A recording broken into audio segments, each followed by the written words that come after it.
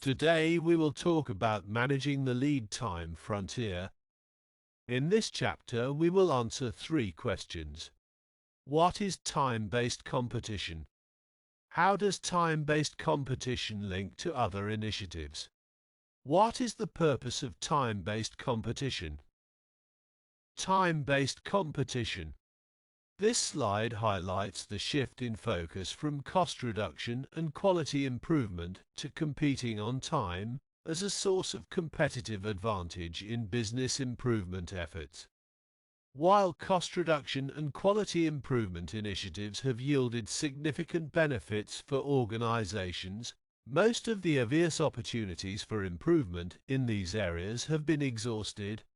Competing on time is defined as the timely response to customer needs, emphasizing the importance of being responsive to customers by delivering products or services neither early nor late. This definition implies that organizations must align their capabilities to prioritize responsiveness. Traditionally, there has been a belief that trade-offs are necessary between cost, quality, and delivery speed. For example, it was thought that achieving higher quality required increased costs due to additional inspectors. However, the quality movement of the 1980s demonstrated that good quality can actually reduce costs. By implementing measures such as error-proofing processes, designing products for ease of production and distribution, and providing comprehensive training, organizations can prevent defects, reduce inspection needs, and avoid customer complaints. This approach reduces overall quality costs and allows more resources to be allocated to prevention rather than detection. Understanding trade-off relationships is crucial for a firm to achieve competitive advantage. It is important to recognize that costs can decrease while improving quality, reducing lead times, and increasing product variety. Each of these trade-offs has strategic implications. When the focus is on responsiveness to customers, the organization needs to redesign systems and processes to prioritize time. Cost plays a supporting role in this context, as time and cost have distinct strategic implications. In the context of logistics systems, the terms variety and complexity are important to understand. Complexity is often used to describe things that are not well understood, and it can be defined as the difference between the information needed to perform a task and the information actually possessed. In logistics, as a system becomes more complex, it becomes more difficult to formulate its overall behavior, even with complete information about its components and their relationships. Variety, on the other hand, refers to the different options and choices available within a system. In logistics, we can distinguish between external variety and internal variety. External variety refers to the choices offered to the end customer, such as different product models, styles, colors, and options. Internal variety, on the other hand, refers to how external variety translates into the internal requirements placed on the supply chain, including the number and variety of components used. The presence of variety adds to the complexity of logistics operations. As variety increases, both direct and indirect costs tend to increase. It is important to manage variety in a way that it contributes to added value. Increasing variety should only be done when it aligns with customer preferences and enhances the overall value proposition. Managing complexity and variety in logistics requires careful planning and control. It is essential to strike a balance between offering external variety to customers and ensuring that internal operations do not become overly complex. System redesign can be a strategy to reduce the cost impact of increased variety and simplify operations without compromising customer satisfaction. When a company strategically focuses on reducing time in its operations, several benefits can be observed.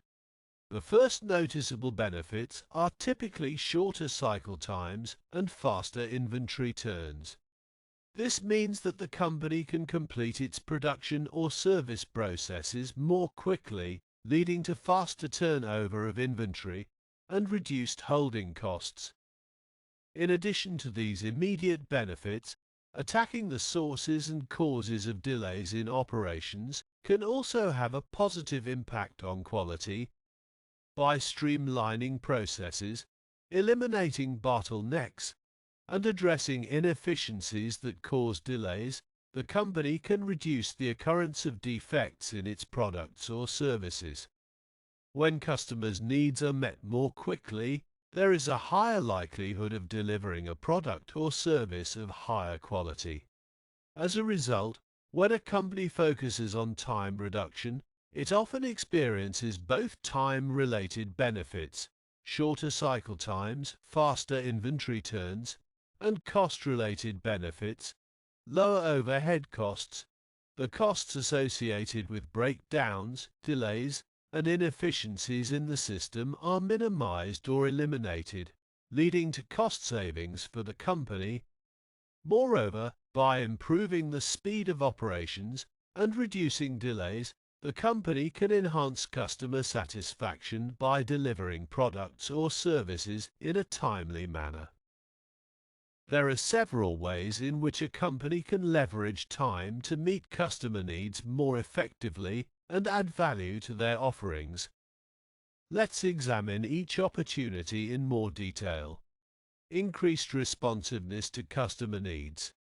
By investing in time-based approaches, organizations can improve their ability to respond quickly to customer demands. This includes reducing delivery times, achieving on-time delivery, and promptly addressing customer queries, estimates, and complaints. High levels of responsiveness lead to greater customer loyalty and increased business over time. Customers become accustomed to short lead times and may reorganize their own operations to take advantage of the responsiveness offered by their suppliers, leading to customer lock-in. Additionally, reduced lead times can result in cost savings for customers who need to carry less inventory. Managing increased variety, shortened lead times in product development, supply chain management, and manufacturing enable companies to offer a greater variety of products without incurring significant cost penalties. This applies to both physical products and service offerings. By reducing overall lead times, complexity, and process setup times, companies can schedule production more frequently with smaller batches, thereby expanding the variety of products available to customers. Increased product innovation. Time-based organizations can meet customer needs more accurately by leveraging short product development times to introduce new products that align with customer demands. By shortening the time to market for innovations, companies can gain a competitive advantage. Being able to innovate faster than competitors allows companies to capture market share and extend the sales life of their products. Conversely, reducing the time required to develop imitations enables companies to keep pace with competitors. Improved return on new products. By reducing product development lead times, companies can bring products to market earlier, resulting in several advantages. The extended sales life of the product allows for higher prices to be charged, new customers to be acquired, and a high market share to be established. These benefits can reinforce each other, enabling companies to recoup development costs more quickly, generate cash flow through market share, and continue investing in further product development. Reducing risk by relying less on forecasts. Forecasting can be challenging, and relying on long-term forecasts carries inherent risks.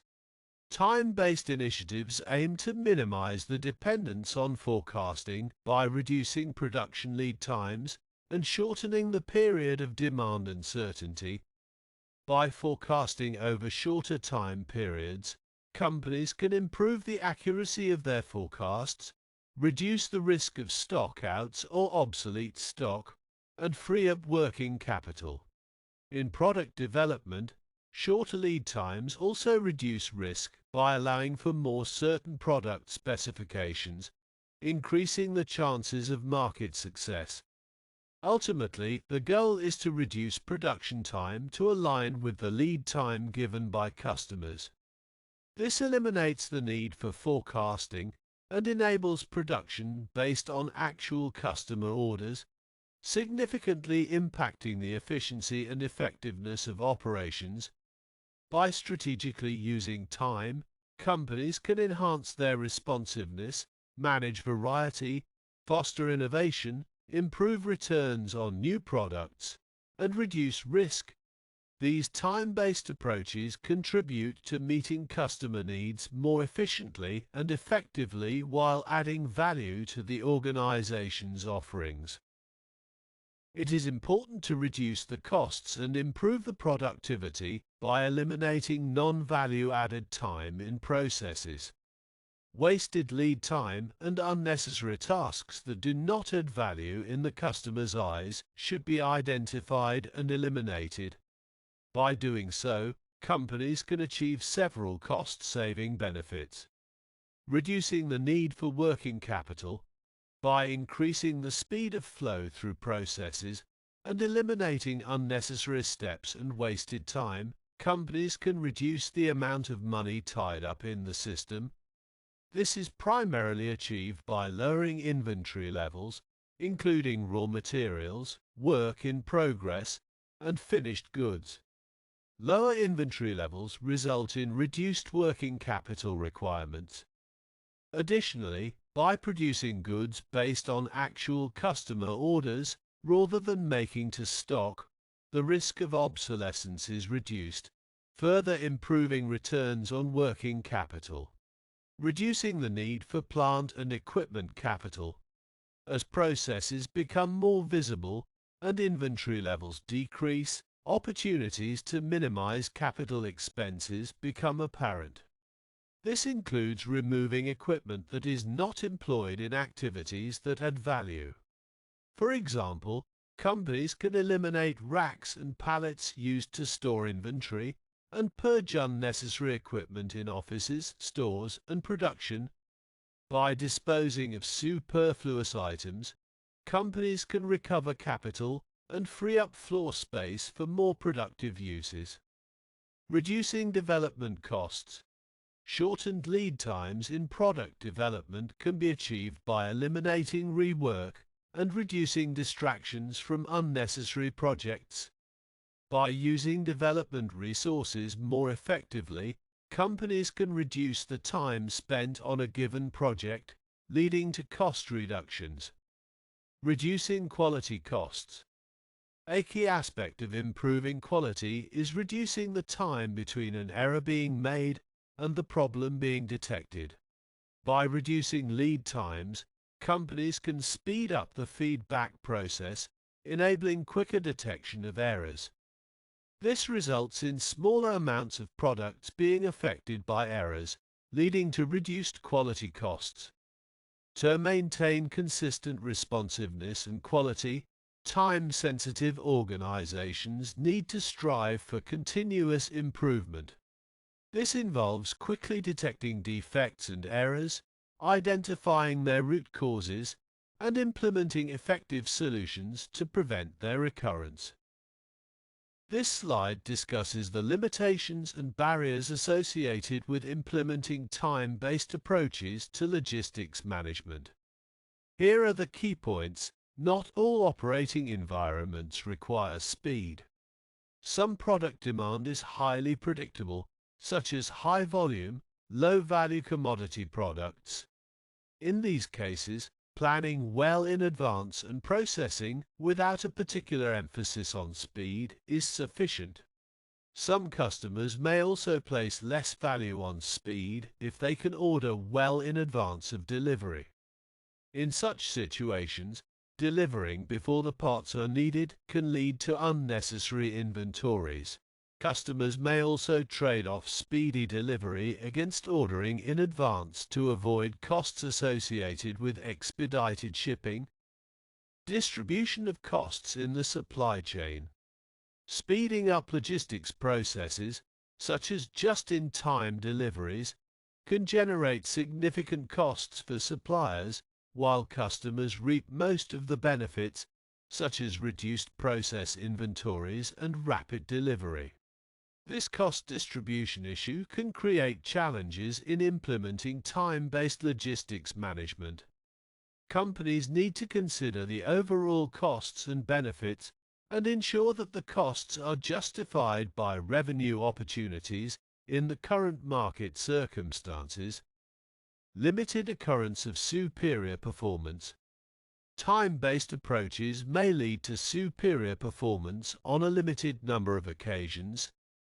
An example where a supplier demonstrates the ability to deliver within one day, but only for a minor portion of shipments. This means that customers cannot consistently depend on shipments being completed within a day. Achieving reliable speed and managing for speed consistently rather than managing exceptions is crucial when implementing time-based approaches.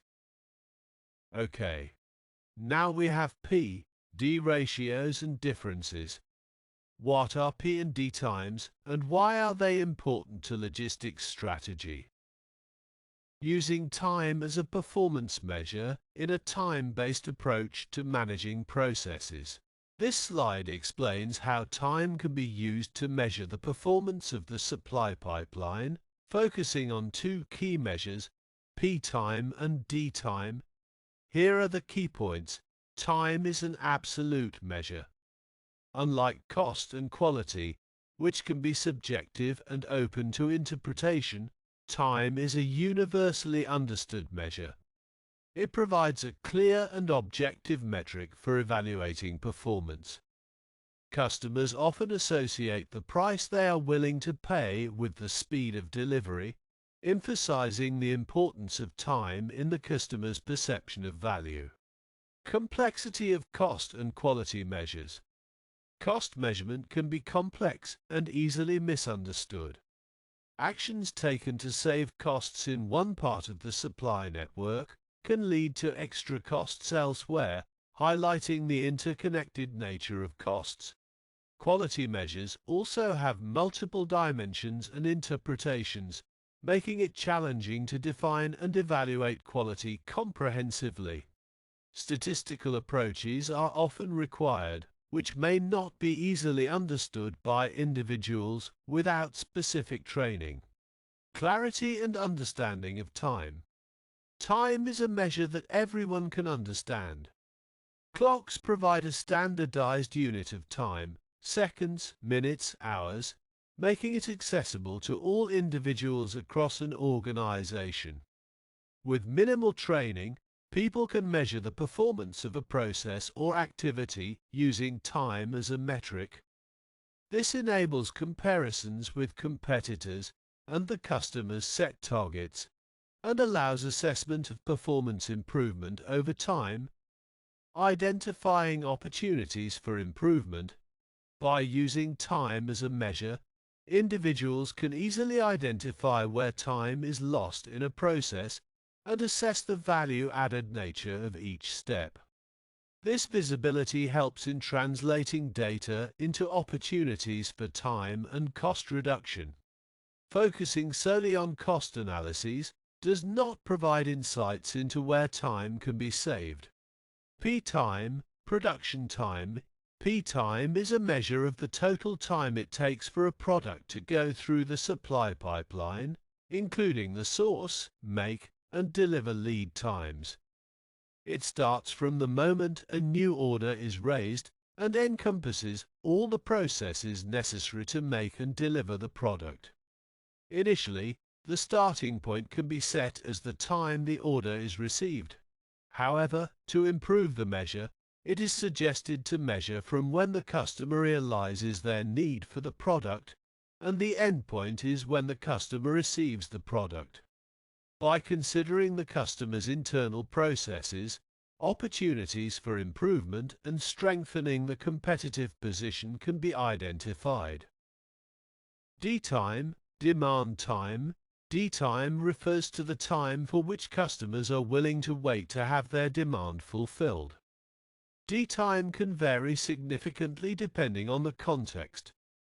For example, customers seeking fast food may expect their order to be fulfilled within a short time, while customers dining at an upmarket restaurant may be willing to wait longer for their meal.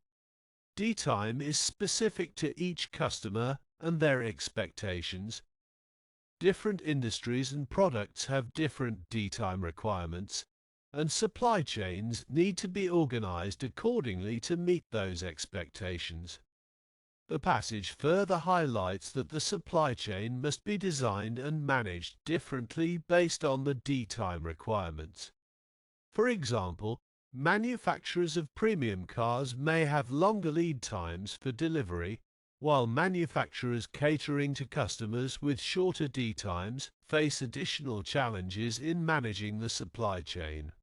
Meeting specific customer-defined deadlines and windows of opportunity in new product development also requires aligning supply chain processes to the D-times associated with each stage. As you see, P-time should be measured for each separate product group, while D-time should be measured for each different market segment served. This is because different product groups may have distinct internal processes, and customers in different market segments may have varying needs and expectations regarding waiting times. By collecting data on P-times and D-times for each product/customer group, a comparison can be made to determine if P-time is greater than D-time. This can be represented visually on a graph, where the length of the arrows represents time. The P-time arrow represents the time taken for buy, make, and sell processes, while the D-time arrow represents the time the customer is willing to wait for order fulfillment. If the P-time arrow is longer than the D-time arrow, it indicates that the time it takes to respond to an order exceeds the customer's willingness to wait. In such cases, the focal firm may not be able to fully operate on a make-to-order basis. However, it might still be possible to complete final assembly and testing processes within the customer's required D-time. This approach is known as assemble-to-order (ATO), where products are assembled based on customer specifications after receiving an order. Dell's supply chain, for instance, operates on this principle by quickly assembling computers based on customer preferences. The vertical broken line shown in the graph, separating D-time from PD time, represents the customer order decoupling point. The COD denotes the point at which a focal firm carries out processes based on known customer orders and differentiates them from processes that are carried out speculatively. The importance of the COD in terms of planning and controlling materials is further discussed in subsequent chapters. Okay, now time-based process mapping. How do you go about measuring time in a supply chain? The main goal of supply chain mapping is to create visibility of the processes within the supply chain. By achieving this visibility, it becomes possible to benchmark similar processes and identify areas for improvement. It emphasizes the importance of mapping the actual processes that are taking place, rather than relying on what is supposed to happen. While quality standards like ISO 9000 require processes to be documented, the actual processes within an organization may differ considerably from the documented ones. When conducting a supply chain mapping exercise, the focus should be on tracking one order, one product, or one person through the process in relation to time. The mapping process captures a snapshot of the supply chain during a specific time period. It is important to note that workloads and individual process times may vary over the course of a month or other time frames, so it's essential to record the actual times observed during the mapping exercise. Here we describe the key stages involved in the time-based mapping process within the supply chain. Here is a summary of each stage. Stage 1. Create a task force. As supply chain processes involve multiple functions within the organization, it is important to have representatives from all key functions in the task force. Top management support and a project champion may also be necessary. Stage 2. Select the process to map. Instead of mapping the entire supply chain initially, it is recommended to identify core processes and prioritize them for detailed mapping. Choosing a sub-process that has been a particular problem can serve as a pilot for the task force to demonstrate the effectiveness of their methods. The selected process should have a clear start and finish and serve a generic customer or group of customers. Stage 3. Collect data. The most effective way to collect data is by following an item through the process, often referred to as walking the process. Interviews should be conducted with individuals actively involved in each part of the process to gain insights into the actual movements of the item with respect to time. The level of detail at which the process is mapped should be determined, starting with a high-level overview and adding more detail if needed. Stage 4. Flow chart the process. Use the data collected and the interviews to sketch a flowchart that clarifies linkages and dependencies between steps in the process. This flowchart helps ensure that no steps are missed when constructing the time-based process map. Stage 5. Distinguish between value-adding and non-value-adding time. Value-adding time refers to the time when something takes place on the item that the end customer is willing to pay for. Non-value-adding time can be categorized into delay, transport, storage, and inspection. The collected time data is analyzed to identify value-adding time based on criteria such as physical transformation, customer value, and getting it right the first time. Stage 6. Construct the time-based process map. The goal is to represent the collected data in a clear and concise manner on a single piece of paper. A simple Gantt chart technique can be used to show the process with different categories of non-value-adding time represented. The specific categories will depend on the nature of each process. Stage 7. Solution generation. Once the time-based process map is created, opportunities for improvement become apparent. The task force can collect ideas and categorize causes of non-value-adding activity using problem-solving approaches like cause and effect diagrams. By following these stages, the time-based mapping process provides visibility into the supply chain processes, identifies inefficiencies, and enables problem-solving and improvement to enhance the overall performance of the supply chain. When P time, processing time, is greater than D time, delivery time, it indicates a delay in the process that can result in longer lead times. To cope with this situation and reduce P time, the following practices can be implemented. Control. Optimize throughput and improve process capability to achieve a balance between demand and capacity. This may involve increasing resources, such as overtime or subcontracting, to meet demand and prevent lead time increases. Simplify, untangle process flows and reduce product complexity. Simplifying the process can be done by implementing cellular manufacturing or different distribution channels.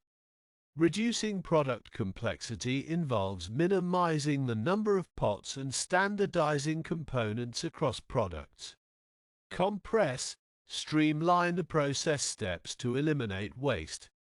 This can be done by straightening the process flow and making it more linear for each product. Additionally, reducing batch sizes can improve flow and minimize queuing time. Integrate, improve communication and implement teams to integrate value-adding activities. Enhancing the speed and accuracy of information to process owners is crucial. This includes demand information, product information, and process information. Integration can be achieved through systems like Kanban, email, or more advanced IT systems. Coordinate.